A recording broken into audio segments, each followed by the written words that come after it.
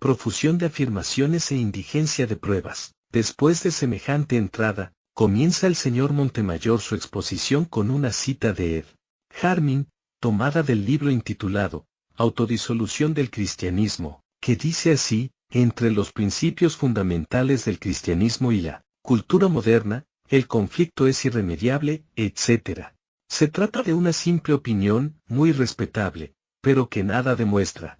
Vanamente la invoca el señor Montemayor, pues no hace más que enunciar lo que él debería probar. Por lo demás, a esa opinión yo puedo oponer, siento que la contradicen, y no opiniones de cualquiera, sino de sabios de universal reputación y fama.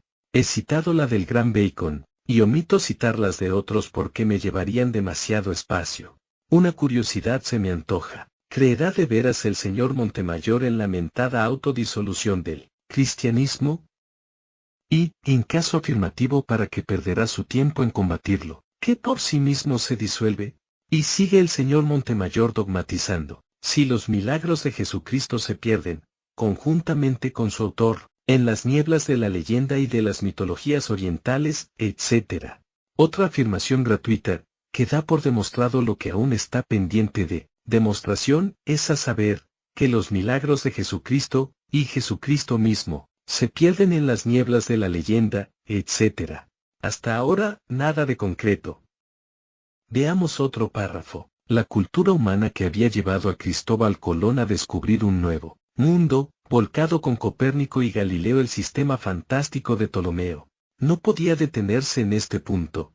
Era menester que con Goethe y Lamarck se elevara hacia la cumbre de verdadera ciencia, la ciencia de la vida, y diera, con Darwin, el golpe de gracia a todo el edificio del misticismo, etc.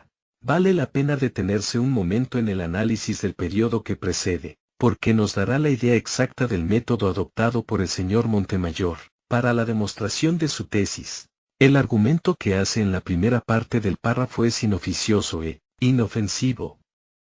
En efecto, que prueba a favor de la existencia de un abismo insondable entre la religión y la ciencia, el que Cristóbal Colón, católico y protegido de frailes y reyes católicos, descubriera un nuevo mundo, y el que Copérnico, canónigo, y Galileo, católico y amigo personal del Papa Urbano VII, de quien recibió deferencias y honores, volcaran el sistema fantástico de Ptolomeo.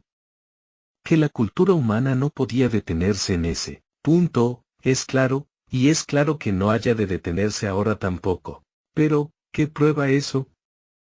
Cualquier cosa, excepto la incompatibilidad presunta entre la religión y la ciencia. Pero la segunda parte de la nota culminante en el método del señor Montemayor, la afirmación pura y simple, y diera, con Darwin, el golpe de gracia a todo el edificio del misticismo. ¿Las pruebas? La afirmación ya la conocía, y de lo que se trata es de probarla. ¿No ve el señor Montemayor que aún no aparece el abismo insondable de Marras? Viene después una alabanza a la inmensa labor científica del siglo XIX con mención de sabios católicos, como Claudio Bernard, y creyentes, como Lamarck. Bienvenida sea la alabanza, que alcanza también, y en gran manera, a los grandes sabios católicos que brillaron en ese siglo. Solo que ninguna luz aporta esa alabanza para demostrar la existencia del abismo insondable que se ha fantaseado el señor Montemayor. En cuanto a que tales sabios, como sigue diciendo el señor Montemayor, barrieran del campo de la ciencia experimental las concepciones geocéntricas de los mundos, debo decir que el argumento es otro palo de ciego, porque, ¿qué tiene que hacer la fe con los errores científicos de una época? Y, ¿de cuántos errores garrafales no han padecido hombres de ciencia modernos, muy especialmente los materialistas? Recordemos, si no, los fracasos de la generación espontánea y de la evolución absoluta. El hombre cuaternario es un dogma bíblico, el terciario es el retortero de la ciencia demoledora. Hasta hace poco creímos en el Fausto de la ciencia que nos susurraba, abusando de nuestra infancia, que el metro era la 40.000.000ª parte del meridiano terrestre, y que sabios en comisión midieron meridianos a rigor de milímetros. ¡Ay, si lo hubiera aseverado la Biblia! Cuando Dumas planteó la química moderna, creando la nueva nomenclatura, Liebig lo ridiculizó groseramente. ¿Qué se diría si Liebig hubiera sido un padre de la Iglesia?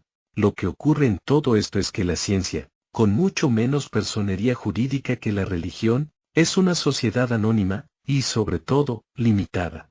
Sus accionistas son solidarios en las ganancias, éxitos, pero no en las pérdidas, fracasos. En ella los errores se entierran con los individuos. En la religión, en cambio, todo desliz se imputa in solidum al conjunto, y todo éxito obtenido en su nombre es una usurpación.